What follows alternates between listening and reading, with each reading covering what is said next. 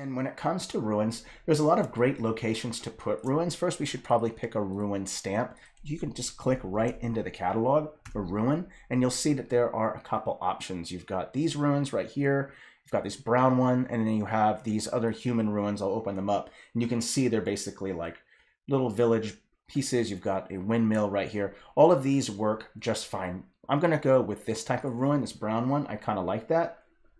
And you really, what decides where I've put a ruin, a tower, or a temple really is, besides the proximity to other POIs and where they are in the campaign, your players are in the campaign, it's also about picking an interesting landscape in which to put the ruin, the cave, the tower, or whatever. So you could put a ruin in the middle of a lake, like right here, and that would look interesting. You could say that it's like a ruin that's under the water, so you could change the blend mode, change it to luminosity, and then just bring the contrast down to remove some of that line work.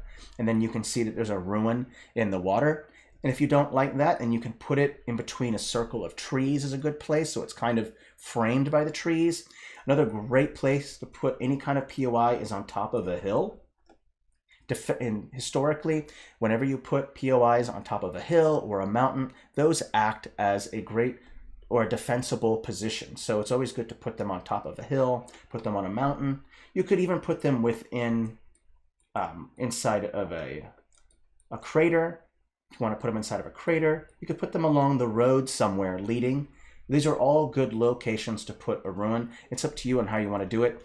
I'm even going to maybe edit a little bit of the ruin. I'm going to just use this to kind of transform it a little bit. I want it to be a little bit taller.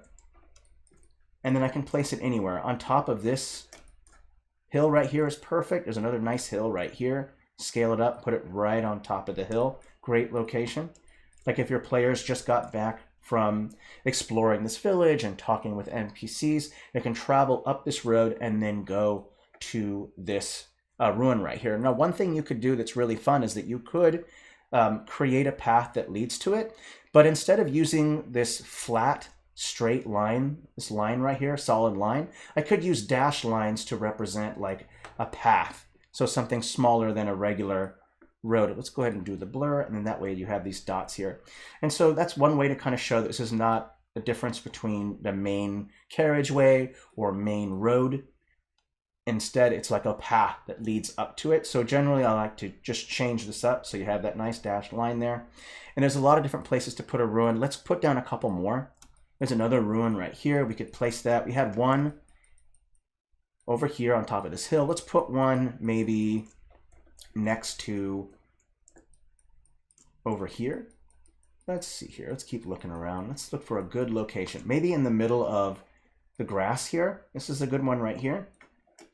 You could put that there and then just take the path tool and just have a little road that leads up to it, or have another road that leads from the village to that ruin.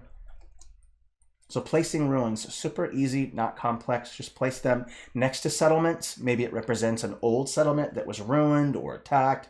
It could represent a ruin where your players are going to go to combat or uncover secrets, whatever it might be. Lots of good options there that you can kind of choose from.